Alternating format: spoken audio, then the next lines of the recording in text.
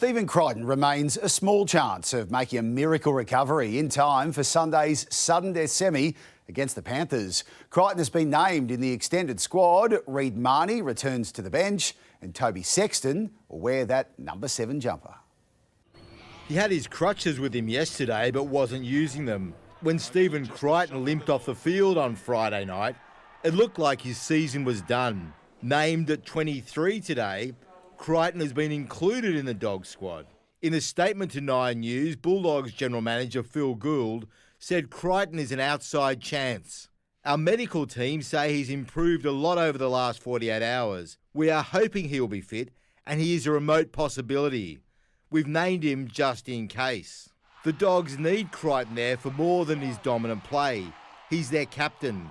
The team are preparing to cope without him. It's more so his leadership that's just unbelievable, and I feel like not only myself, I feel like everyone has to step up as a team now. We know how important his leadership is, but I feel like we got to all step up now, and we're ready for that. The Dogs have a new look back line. Toby Sexton is at half, and Matt Burton is in the centres. Reid Marnie has been named on the bench.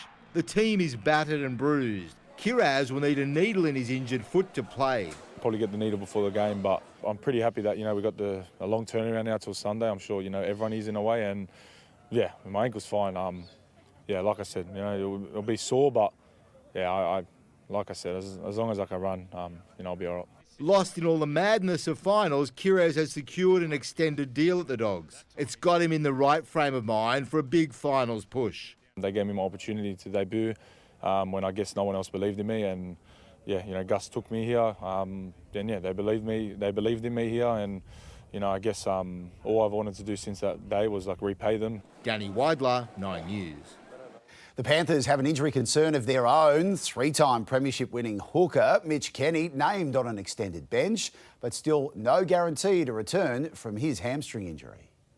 The Prince of Penrith, Nathan Cleary, all smiles as he strolled in for training. The Panthers' hopeful Mitch Kenny is ready to trot out against the Bulldogs. I think he might have to jump through 1 or 2 hoops, but yeah, it would be certainly nice to have him out there. These kind of games suit him. There's no better defender as a 9, I don't think, in the competition, the physicality he brings. He's been such a key part of our team over the years. I think he's underrated massively in the competition. His aggression and line speed, his service is, it's incredible. So he is a big part. Liam Martin ready to reignite his battle with former teammate Viliami Kikau, who is refusing to get a scan on his injured eye socket.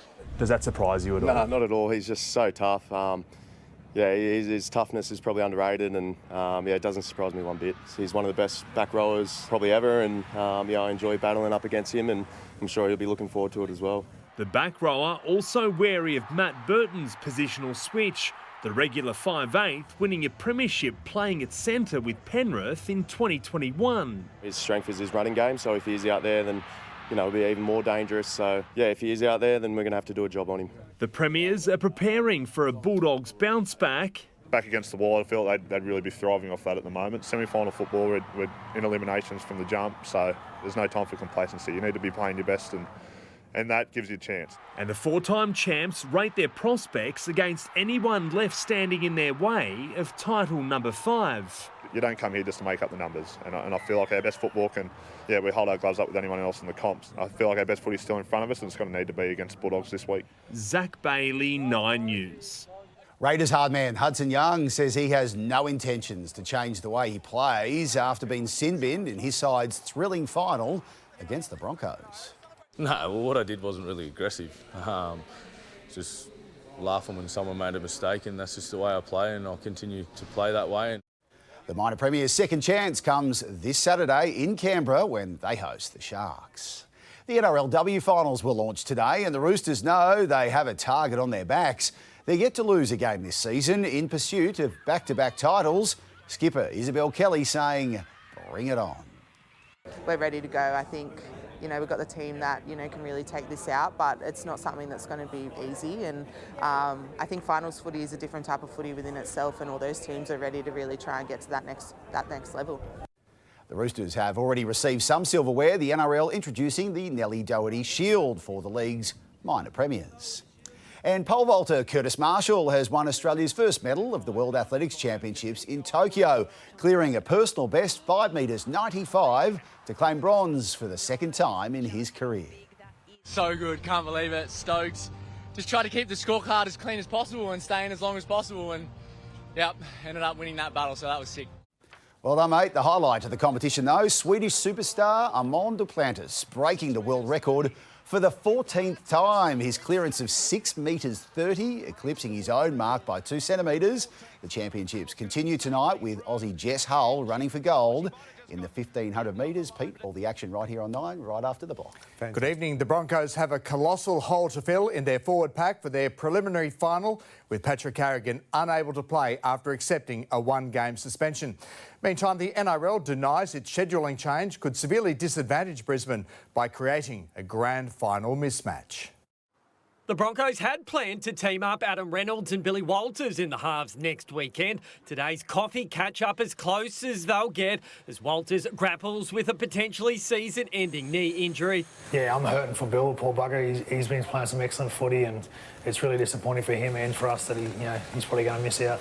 Patrick Carrigan locked out of Brisbane's preliminary final as well after accepting a 1-game suspension. The NRL defending the decision not to suspend Reece Walsh for his headbutt.